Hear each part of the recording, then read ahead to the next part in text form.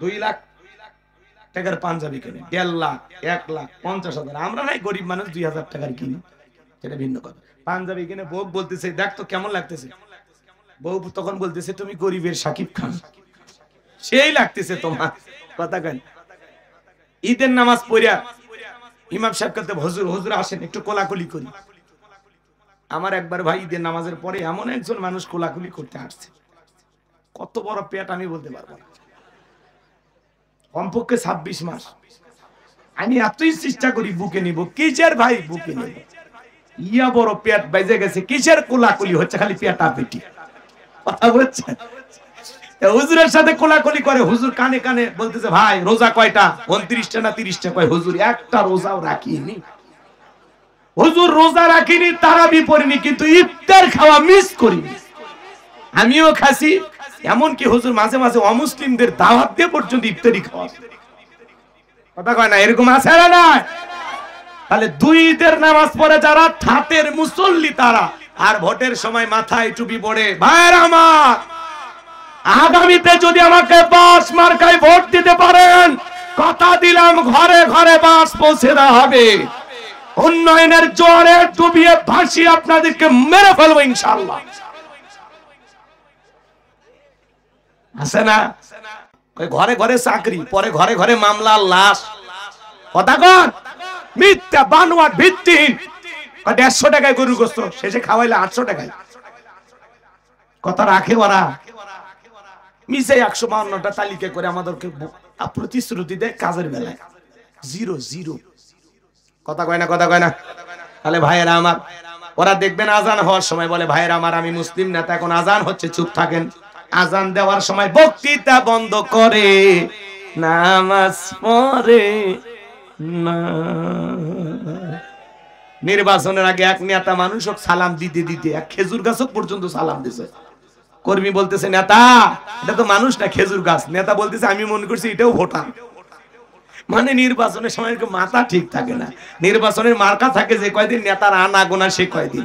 আর আমরা কম খারাপ না, 1.5 টাকার বিড়ি আর 3 টাকার চা খায়, কি স্লোগান, বল্টু ভাইয়ের চরিত্র ফুলের মতো পবিত্র, নামাজ পড়া 1 ওয়াক্ত, গাঁজা খাই 5 ওয়াক্ত, গুমসুরিতে পাকা ভক্ত, শয়তানের 1 নাম্বার ভক্ত, হুজুরদের জন্য খুবই শক্ত, চুষে খাই গরিবের রক্ত। পোস্টার লেখা আছে গরিবের বন্ধু, ভোট দিয়ে দেখেন গরিবের কয় নাম্বার শত্রু। একটা বয়স্ক ভাতার কাঠ নিবের গেলেও দিয়ে 1000 খায়। নির্বাচনের আগে সাইকেল কেনার টাকা নেই, মোটরসাইকেল কেনার টাকা নাই, সেই নেতা 5 বছরে নেতাগিরি কইরা জামালপুরে বাড়ি, ঢাকায় বাড়ি, সিঙ্গাপুরেও শুনি বাড়ি, টাকা কি জিব্রাইল দিছে? হ্যাঁ, এত টাকা পাই কোটি। ওরা তো রাজনীতি করে না, ওরা করে পেট নীতি। এই দেশের জনগণের পকেট মারিয়া ডাকাতি কইরা ওরা রাজপ্রাসাদ করে, এমন নেতার সমাজে দরকার নাই। কথা কয় না কে? এখন রাজনীতি মানে বড় লোক হওয়া। জানেন নাকি আপনারা? ওই যে শিল্পী আইনউদ্দিন আল আজাদ মারা গেছে, কিন্তু আঞ্চলিক ভাষায় একটা গান গাইছিল, বলবো? রাগ করবেন না তো? গরম ভাতে বিলাই বাজার, উচিত কথাই মা ওই বেজার, কইতে গেলে কীর্তি রাজার মনে লাগে ভয়, আমরা গরিব হামা গরব দেখার মানুষ কেউ নাই। আরে ভাই ক্ষমতাতে যেতে পারলে জীবনে একবার, গাড়ি বাড়ি হতে রে ভাই দেরি হয় না তার, তাই তো মন চাই সব বেশিয়া ভোটেতে দাঁড়াই, আমরা গরিব হামা গরব দেখার মানুষ কেউ নাই। আরে ভোটের আগে চান্দু চাচা কইলো হামাগে রে, এমপি যদি হতে পারি দেব গোলা ভরে, এমপি হয়ে এখন দেখি চাচার নাগাল কিডা ভাই, আমরা গরিব হামা গরব দেখার মানুষ কেউ নাই। কথা কন না কেন? যাই হোক বাজান, ওইদিকে আর যাবো না, কষ্ট মনের মধ্যে নেবেন না। ফাসল্লিল রব্বিকা, রবের উদ্দেশ্যে সালাত। সালাত হবে একমাত্র আল্লাহর জন্য, আল্লাহকে রাজি খুশি করার জন্য। আল্লাহর ভয়ে আজ থেকে মসজিদে গিয়ে কারা কারা 5 ওয়াক্ত সালাত আদায় করবেন, 2 হাত তুলে আল্লাহকে দেখান। আল্লাহ আল্লাহ এই মাহফিলের সমস্ত মানুষদেরকে নামাজি বানায় দেন। এটা জোরে বলেন আমিন।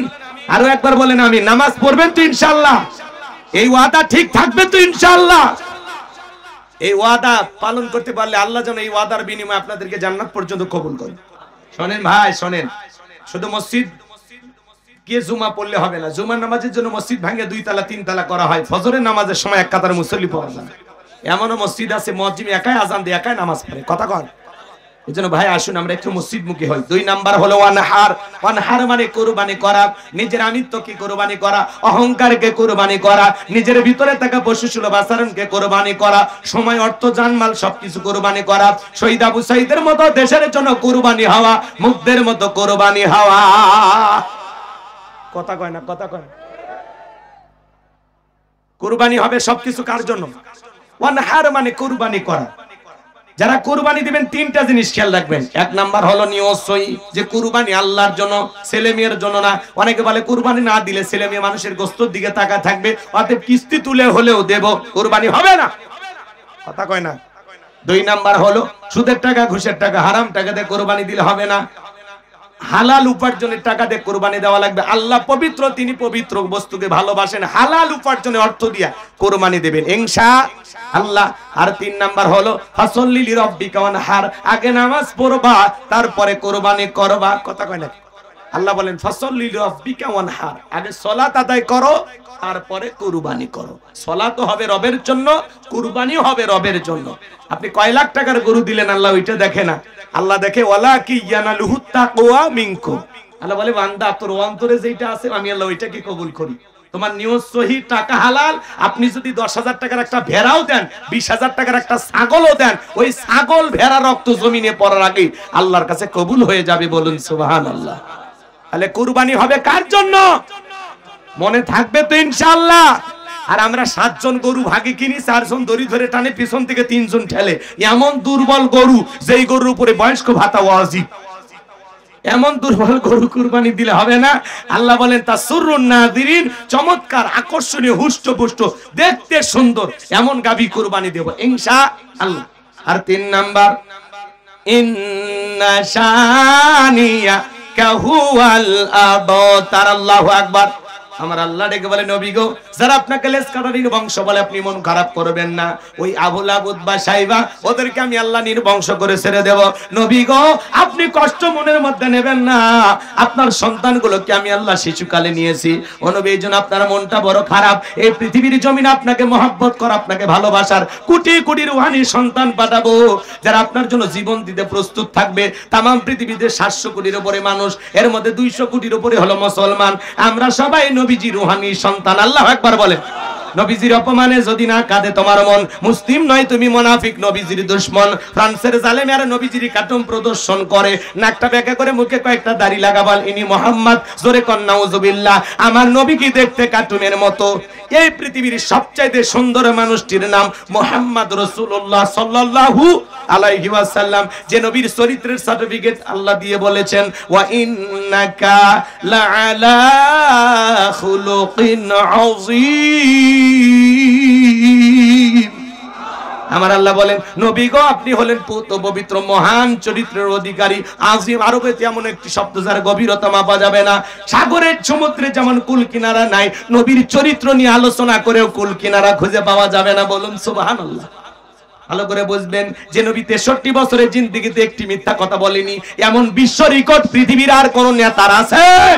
সেই নবীকে নেতা আদর্শ মানতে রাজি আছেন তো ইনশাআল্লাহ? শুনে যান, ভালো করে শুনে যান। সেই নবীকে গালি দেয় ওলীদ বিন মুগীরা। আল্লাহ আয়াত নাযিল করে বলেন উতুল্লিম বাদা যালিকা জানিম। নবী গো, এই ওলীদ বিন মুগীরা হলো পিতৃ পরিচয়হীন জারর সন্তান। এর জন্মের ঠিক নাই, এ একটা বাস্টার্ড। নবীকে গালি দিবে যারা জারর সন্তান, তারা শোনেন শোনেন। ওলীদ বিন মুগীরা আরবের মানুষ, আরবি বোঝে। ডেকে বলে নবী এত বড় কথা, আমার পিতৃ পরিচয় ঠিক নাই। ঠিক আছে আপনি থাকেন। আমি বাড়িতে গেলাম, তার মায়ের নাম ছিল ঝরনা। যায় বলে মা, করবি না কোনো তালবাহানা, নবী আমাকে বলেছেন উতুল্লিম বাদা যালিকা জানিম, আমি নাকি পিতৃ পরিচয়হীন জারর সন্তান। ওলীদ বিন মুগীরার মা চমকে উঠছে, আর মনে মনে ভাবে এত গোপন তত্ত্ব নবী জানলো কেমনে? নবী তো জানতেন না, নবীকে জানিয়ে দিয়েছেন তিনি কে? একটু জোরে বলেন কে? ওলীদ বিন মুগীরার মা বলে বাবা, আমারও বয়স হয়ে গেছে, আমি মিথ্যা কথা বলবো না। তোর বাবা ব্যবসা বাণিজ্যের কাজে এতটাই ব্যস্ত থাকে, তোর বাবা ব্যবসা আছে না, টাকা আছে না, কিন্তু তোর মায়ের মন বোঝে না। সে যে কেন আসে না, কিছু ভালো লাগে না, এবার আসুক, তারে আমি মজা দেখাবো। দেখবেন ভাইরা যখন বিদেশে থাকে, দেবররা স্লোগান দেয়, ভাবি ভাইয়া তোমার বর, আমি যে দেবর। ভেবে দেখো ভাবি কার কত দাবি, ভাই গেছে মালয়েশিয়া, আমি তো দেশে আসি। কথা কয় না, আছে না নাই? ভাবি তো রোমান্টিক ভাবি, খুশি হয়ে গেছে এই কথা। মডার্ন ভাবি বলে তুমি শুধু এই কথা বলো, তোমার ভাই তো কিছুই বলে না। বলে ভাবি আপনার চেহারার দিকে তাকাইলে মাঝে মাঝে মনে হয় আপনার বিয়েই হয়নি। বিয়ে যদি না হয় রে বদমাইশ ভাবি ডাকিস কারে? ভাবি যদি নেককার আল্লাহওয়ালা হইতো, আবেদা সালেহা মুমিনা হইতো, ডেকে বলতো কুল্লিল মুমিনিনা ইয়াগুদ্দুনা মিন আবসারিহিম। আল্লাহ বলেছেন মুমিন পুরুষের দৃষ্টি থাকবে নিচের দিকে। আমাকে দেখার অধিকার তোর ভাইয়ের আছে, তোর জন্য আমাকে দেখা জায়েজ নাই, ঘর থেকে বের হয়ে যা। এই কথা কর। মা বোন যারা ওয়াজ শুনতেছেন, মা দুইটা পুরুষ হইতে 2 কিলোমিটার দূরে থাকবেন। একটা দেবর আর একটা দুলা ভাই, এরা হলো মৃত্যু তুল্য, বিষাক্ত সাপের চাইতেও ভয়ঙ্কর। বাড়িতে দুলা ভাই আসছে, শাশুড়ি নিজের হাতে প্লেটে খাবার সাজাইয়া 16 বছর 14 বছরের মেয়েটাকে বলতেছে জামা এটা তোর দুলে ভাইকে দিয়ে আয়, শিয়ালের কাছে মুরগি পাঠাচ্ছে। শাশুড়ির উচিত ছিল খাবারের প্লেটটা নিয়ে নিচে জামাইয়ের সামনে যাওয়া, কিন্তু এই পাগলি গুলা বোঝে না। পাগলি যে শাশুড়ি হলে মায়ের মতো, জামাইয়ের সামনে যাবে খাবারের প্লেট নিয়ে, সমস্যা আছে? জায়েজ আছে, কথা কয় না। কি আছে? এই মুফতি সাহেব জায়েজ নাই? শাশুড়ি নিয়ে যাবে, বাবা খাও, তুমি আমার ছেলের মতো, বাবা খাও। মেয়েটা কেমন আছে আমার? দিন দিন শুকে যাচ্ছে, চেহারা খারাপ হচ্ছে, বাবা নিজের যত্ন নিও। আমার নাতিপুতি কেমন আছে? শাশুড়ি মায়ের মতো, খাওয়া হবে, দুটো গল্পও করবে, কোনো সমস্যা নাই। কিন্তু শালি খাবারের প্লেট নিয়ে আসছে, দুলে ভাই খান। তখন বলছে পাগলি আমি কি ফল ফুল খাওয়ার জন্য আসি? আমি আসি তো দেখার জন্য। বিকেল বেলা জামালপুর থেকে তোর 2টা 3 পিস নিয়ে দেব, যদি রাজি থাকিস তাড়াতাড়ি বের হ, আমার সময় কম। তখন বলতেছে দুলে ভাই আপনার হাত ধরে আমি জাহান্নামে যেতেও রাজি। এনিটে ব্যাগ দিয়ে মোটরসাইকেল তো মাঝখানে একটু ফাঁকা রাখছে, বড় অপার স্বামী একটু সম্মান দেখাছে। দুলে ভাই আবার হেভি সেনা, মাঝখানে দেখবেন না রাস্তার গ্যাপ আছে, গ্যাপ আছে, দেখেননি? ওই যে ব্রিজটা উঠতেছে গ্যাপ, ওই গ্যাপে যে মারছে ব্রেক, এক ব্রেকে শালি ফাঁকা জায়গা পূরণ করছে। দুলে ভাই চাপে ধরছে। এই জন্য মা বোনদেরকে বললাম 2টা পুরুষের মোটরসাইকেলে উঠবেন না, একটা দেবর আর একটা দুলে ভাই। কথা কয় এই 2টা পুরুষের দ্বারা মা বোনেরা বেশি নির্যাতনের শিকার হয়, প্রকাশ করতে পারে না। মাঝে মাঝে খবরে দেখেন না, দেবর ভাবি উধাও, শালি দুলা ভাই খবর নাই, নেটওয়ার্ক পাচ্ছে না, এরকম মাঝে মাঝে হয় না? আজকের এই সমাজের সবচাইতে নোংরামি হওয়ার পিছনে কারণ হলো বেপরদা। ফ্যামিলি গুলো এত ফ্রি হয়ে গেছে, কে কার সাথে দেখা করে, কে কার সাথে কথা বলে, এগুলো কিচ্ছুই মনে করে না। আমি হুজুরের ঘরে ঠিক মতো পর্দা নেই, ওই হুজুরের একই অবস্থা। কথা কয় ঠিক মতো লাইন নিয়ে সোজা করে। বউ যদি কয় না হাত পুজে, কি ব্যাপার? হাত গরম হয়, মোবাইল টিপা যায় না, ঝামেলা হয়, ভ্যানিটি ব্যাগ ধরা যায় না, খসখস করে মুজা পড়লে কি করবে? ওয়ার ওয়ার শুনে মনে হয় আসমান জমিন ফাঁক হোক, আমি ঢুকে যাই। কাজ বুঝেবার গেছেন কম, এই জিনিস সোজা করা যায়। আল্লাহ বলে বেকা হাতে তৈরি করছে, বেকা সোজা করা যায়। সোজা করবে গেলেই ঝামেলা। নিচ্ছে না একটা মুজা খুলছে, কি হচ্ছে? তুমি কি বুঝাবেন? আন্দোলন ধর্মঘাট করে বাড়িতে এসে, রাগ করেন না, এগুলো এমনি বলতেছি, আপনাদের ঘরের অবস্থা আমি বুঝি না। লালা লালা রাগ করেন নাকি আপনারা? যুব সমাজকে সবচাইতে বড় নষ্ট করার পিছনে 1 নাম্বার হাতিয়ার হলো এই মোবাইল। এই মোবাইলের কারণে যুব সমাজের চরিত্র নষ্ট হয়ে গেছে। কথা বলা ঠিক কিনা? মোবাইলের ওজন কম, কিন্তু মোবাইলের মাধ্যমে পাপের ওজন অনেক বেশি। শোনো যুবক, ল্যাপের ভিতরে কম্বলের ভিতরে ঢুকে একা একা মোবাইলে কি দেখো? মাওয়াই গো, কথা কয় না। আজকে 2টা ভাত খাওয়া যাও কতুর মাছ দিয়ে নাকি জামালপুর, তোমাদের আমি চিনি। রাগ করেন নাকি আপনারা? মন খারাপ করবেন না। এই মোবাইলে অশ্লীল গান বাজনা, অশ্লীল ভিডিও দেখে আমাদের তরুণ তরুণীরা, যুব সমাজ নষ্ট হয়ে যাচ্ছে। এছাড়াও ফ্রি ফায়ার, পাবজি, চাচাজি ভাতিজি কত ধরনের গেমস নামছে ভাই। কথা কর, অনলাইনে জুয়া আজকে যুব সমাজকে ধ্বংস করে দিচ্ছে। এমন গ্রাম আছে জুয়া খেলতে খেলতে নিঃস্ব, বইয়ের গহনা 3 পিস পর্যন্ত বেচে দিয়েছে। কোন দিন জান বউ বেচে দেয় আল্লাহ জানে। আর নিঃস্ব হয়ে যাচ্ছে এই মোবাইলের কারণে। কথা ঠিক না? দেশে মোবাইল আইছে, চিঠি বন্ধ হইয়াছে, দিওয়ানা বানাইছে, পোলা মাইয়ার মনের কথা ভাসে বাতাসে। ও দেখো পোলা পানের মন বাদা ফেসবুকে এখন, ও দেখো পোলা পানের মন বাদা ফেসবুকে এখন, মোবাইলে চ্যাটিং কইরা কাটায় সারাক্ষণ।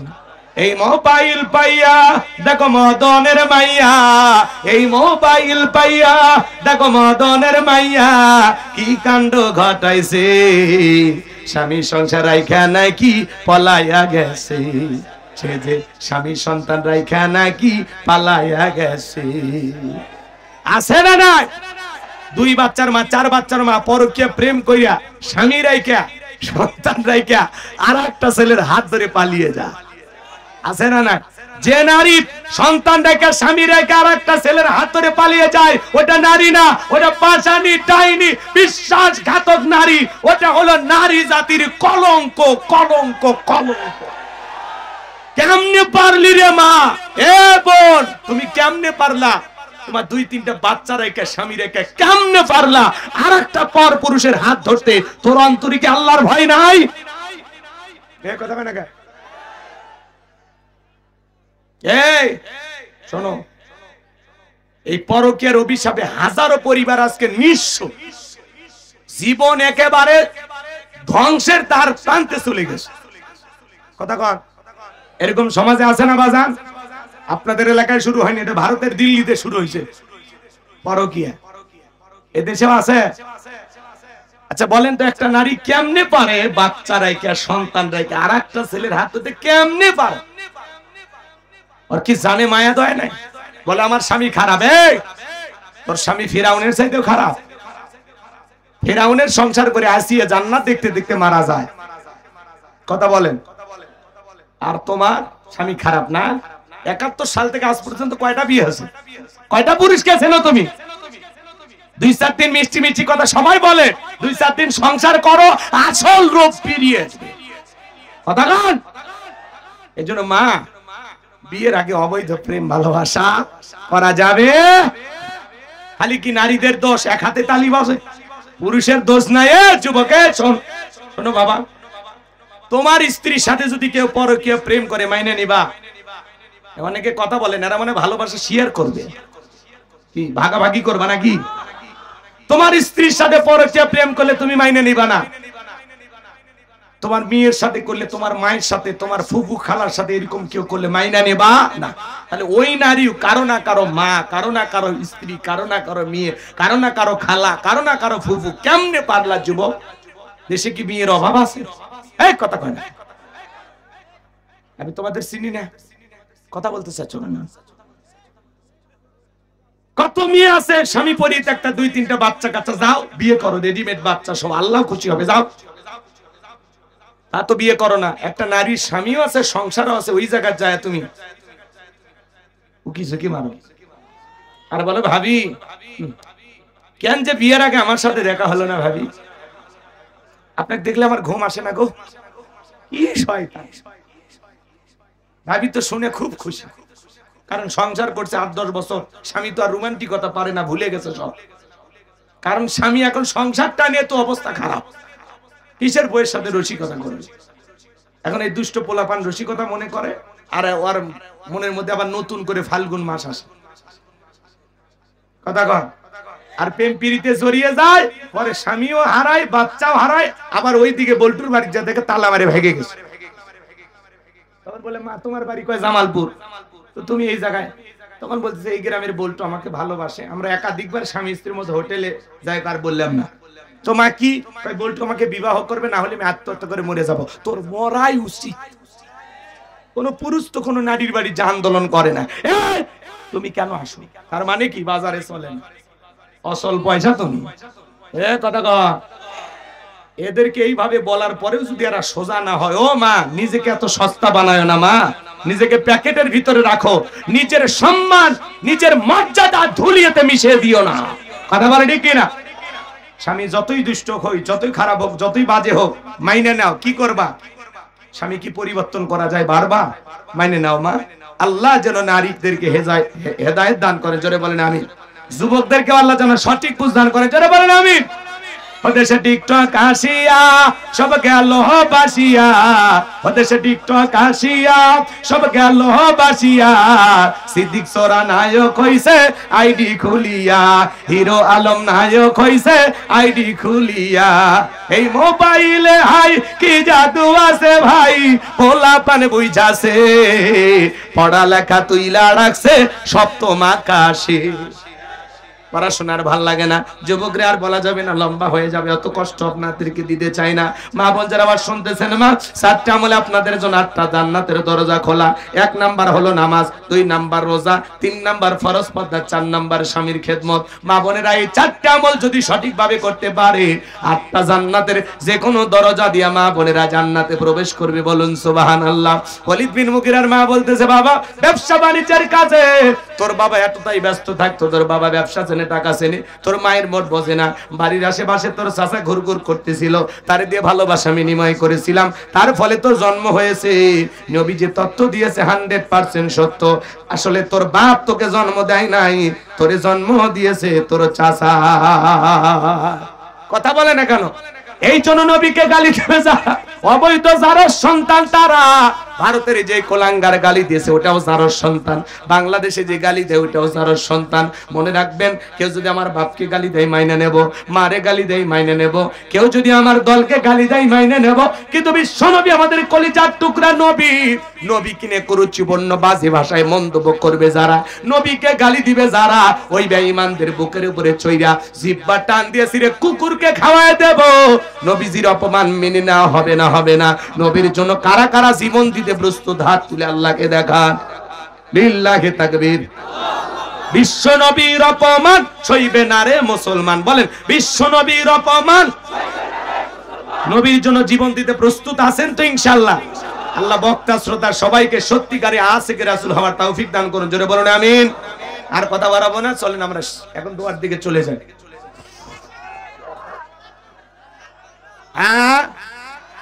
শোনেন কি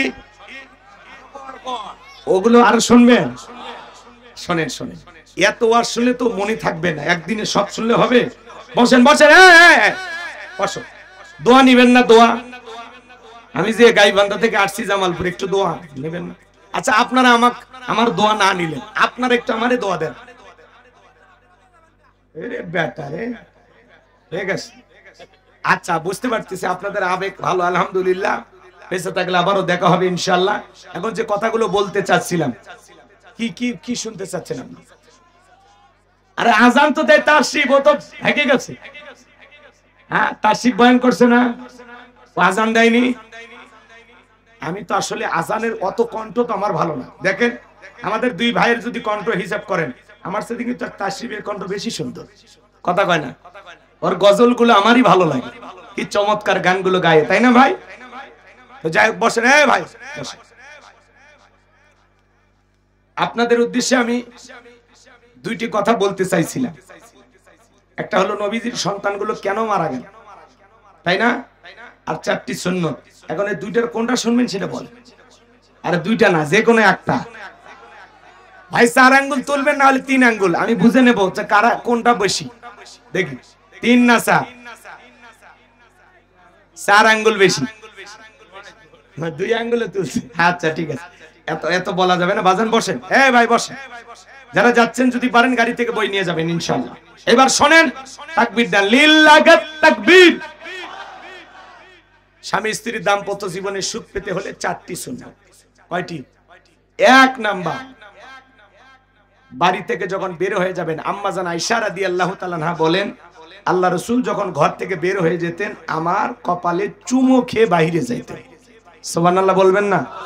তার মানে আপনি যখন ঘর থেকে বের হয়ে যাবেন, আপনার স্ত্রীর কপালে একটা চুমো খেয়ে তারপরে বাইরে যাবেন। এটা হলো নবীজির সুন্নাত।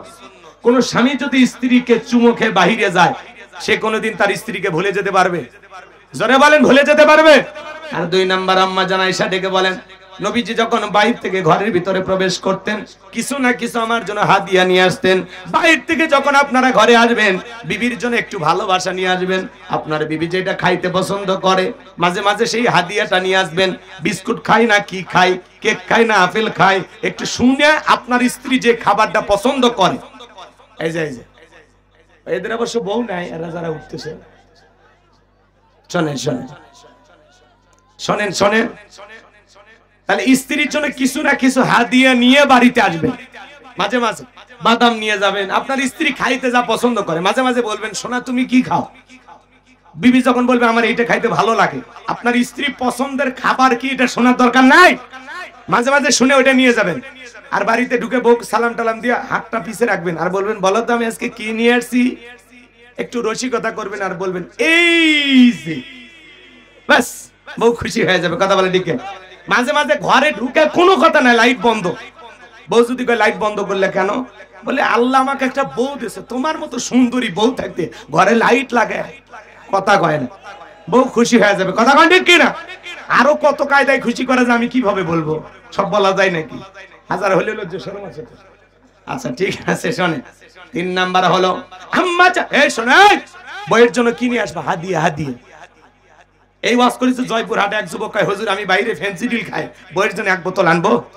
কত বড় শয়তান, এরকম হওয়া যাবে না। হালাল খাদ্য নিয়ে আসবেন, ঠিক আছে? 3 নাম্বার হলো আম্মা জান আয়েশা ডেকে বলেন নবীজি মাঝে মাঝে আমার রানের উপরে মাথা রেখে আল্লাহর কোরআন তিলাওয়াত করতে।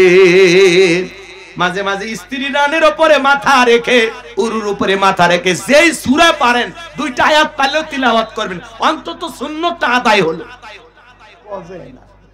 সূরা ফাতিহা পারেন না, আজকে রাতে যায় চান্স নেবেন, ঠিক আছে তো ইনশাআল্লাহ। অনেক মুরব্বি চাচারা করছে ভাতিজা এই ওয়াজি করবে, আজ থেকে 30 বছর আগে কেন করলে না? তোমার চাচির সাথে দিনগুলো ভালো কাটতো। আচ্ছা যা আছে জীবনে এটা নিয়ে রিস্ক নেন, আল্লাহ কবুল করুন। যারা বলেন আমিন। না না 14 ফেব্রুয়ারি ওয়াজ আবার কখন করবে ওখানে? বহু শোনেন, বহু রাত হয়ে গেছে বাজান, এখান থেকে আমি ঢাকায় চলে যাব। অনেক কষ্ট দিয়েছি আপনাদেরকে, 2-2.5 ঘন্টার মতো কথা বলেছি। আর কত? শোনেন শোনেন শোনেন শোনেন, আম্মা জানেরা ওয়াজ শুনতেছেন যারা, মাঝে মাঝে বউকে নিয়ে দৌড়ের প্রতিযোগিতা করবেন। বাড়ির আগুনটা যদি বড় হয় না, রাত্রি 1টা-2টার দিকে বলবেন সোনালীর মা চলো আজকে 2 জন দৌড়াবো, কে আগে যেতে পারে। আল্লাহ রাসূল মাঝে মাঝে আম্মা জান আয়েশাকে নিয়ে দৌড়ের প্রতিযোগিতা করতে, এটাও সুন্নাত। সুবহানাল্লাহ কোন? এগুলো আমল করবেন তো ইনশাআল্লাহ। মহিলারা শুনতেছে খালি, ওরা আমল করবে। আল্লাহ রাসূল শুনেন, আল্লাহ রাসূল তখতাতে বসে গোসল করতেন, তক্তার উপরে। একদিন বাড়িতে প্রবেশ করে বলতেছে আয়েশা তুমি আমার গোসলের জন্য ব্যবস্থা করো। স্বামী স্ত্রী এক পাত্রে গোসল করা রাসূলের সুন্নাত, এক পাত্রে খাবার খাওয়া সুন্নাত। সুবহানাল্লাহ কোন? কয়টা শুনবেন? স্ত্রীর মুখে 1 লোকমা খাবার তুলে খাওয়াইলে, আল্লাহ রাস্তায় শ্রদ্ধা করলে যে সব, স্বামীর আমল নামায় আল্লাহ সেই সব লিখে দেয়। আরো কত বলবো, শোনেন শোনেন। আম্মা জান আয়েশা গোসলের ব্যবস্থা করলেন। নবীজি যখন তক্তার উপরে পা দিয়েছেন, আম্মা জান আয়েশা নিজে মুখ দিয়ে বিশ্ব নবীর শরীরে পানিগুলো ঢেলে দিচ্ছেন। আল্লাহ রাসূল তাকায় দেখেন পানির সাথে রক্ত ভেসে যায়। জিজ্ঞাসা করলেন আয়েশা দেখো তোমার শরীরের কোনো ক্ষত জায়গা দিয়ে রক্ত বের হচ্ছে কিনা? এই রক্ত ভেসে যাচ্ছে, কার রক্ত? আম্মা জান আয়েশা ডেকে বলে নবী গো এটা আপনার শরীরের রক্ত না, এটা হলো আমি আয়েশার রক্ত। নবী আমার ডেকে বলে আয়েশা কোথা থেকে রক্ত বের হয়? ডেকে বলে নবী আপনার কোনো দোষ নাই, আপনি তাড়াহুড়ো করে গোসলের ব্যবস্থা করতে বলেছেন, আমি তাড়াহুড়ো করে আপনার গোসলের ব্যবস্থা করেছি গো নবী। আপনি হঠাৎ করে তক্তার উপরে বসে পড়েছেন, অসতর্কতা অবস্থায় আমার এই তক্তার নিচে থাকা পেরেক আমার পায়ের ভিতরে ঢুকে গেছে, সেখান থেকে রক্ত বের হচ্ছে। আমার নবী বলে আয়েশা তোমার পায়ে পেরেক ঢুকে গেছে, একটা বারের জন্য কেন তুমি আমাকে বললে না?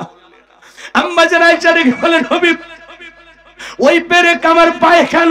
ওই পেরেক যদি আমার কলিজায় ঢুকে যেত তারপরেও আমি আমার নবীর আরামের গোসলে ডিস্টার্ব করতাম না। বলুন সুবহানাল্লাহ। আম্মা জান আয়েশা ডেকে বলেন আমাদের ঘরে দামি আসবাবপত্র ছিল না, কিন্তু ঘরটা ভালোবাসা দিয়ে ভরপুর ছিল। পেরেক পায়ে তো দুঃখের কথা, কলিজায় ঢুকে গেলেও নাকি কষ্ট পাইতো না। আর আপনি মাঝে মাঝে যদি বইয়ের হাতটা একটু জোরে করে ধরেন, তখন বলে ছাড়িয়ে দাও তো, ডাকাতের মতো ধরছি, বাপ রে বাপ, হাতটা লাল হয়ে গেছে। কথা কয় না? তাহলে এই পাগলিদের অন্তরের মধ্যে কি সেই প্রেম আছে? আম্মা জান যেই গ্লাসে পানি খাইতেন, আল্লাহ রাসূল ওই গ্লাসটা ঘোরায়া ঠিক যেই জায়গায় আম্মা জান ঠোঁট লাগাইছে, আল্লাহ রাসূল হুবহু ওই একই জায়গায় ঠোঁট লাগাইয়া পানি পান করতে। সুবহানাল্লাহ বলেন। কয়টা সুন্নাত শুনবেন? আম্মা জান হাড় খেয়ে যখন রেখে দিতেন, আল্লাহ রাসূল ওইটা নিয়ে চোষা শুরু করতো। সুবহানাল্লাহ বলেন। এমন ভালোবাসা আমাদের ঘরে আছে নাই? বাইরে থেকে এসে বলতেছেন, এই বলটুর মা ভাতটা দাও, টেবিলে পাড়া আছে, একটা সিরিয়াল হচ্ছে, শান্তি মতো টিভি দেখতে দেন। তাহলে সে বহু শান্তি মতো সিরিয়াল দেখতেছে, এরে দিয়ে খেদমত পাওয়া যাবে? টিপি ভাঙ্গার আগে বউ ভেঙে ফেলে দেওয়া লাগবে। কথা কয় না কে? দোষ আপনারও আছে বাজান। ডিশের লাইন টিপি কে কিনে দিছে? আপনি তো। আপনার সেবা করবি কেমনে? মাঝে মাঝে ওগুলো না দেখলে নষ্ট হবি না? ভালো হয়ে যান, ভালো হয়ে যান। মুসলমানের ঘরে টেলিভিশন থাকলে হবে, আর থাকে যদি সিরিয়ালের জন্য। আল্লাহ যেন মা বোনদের হেদায়েত দান করেন। স্টার জলসা জি বাংলা ধ্বংস করছে সোনার বাংলা। ওই আঁকি বাকি কিরণমালা বাংলাদেশের নারীদেরকে ধরায়া দিয়েছে প্রেমের জ্বালা। কথা বল। এগুলো সিরিয়ালের নিশায় পড়ে এদের চরিত্র ধ্বংস হয়ে গেছে। ওরা আর মানুষ নাই, ওরাও কটকটি হয়ে গেছে। আর বেশি করলে ওরা খেপে যাবে। কখন? পরের মাহফিলে দাওয়াত দিও, ঠিক আছে? তোমাকে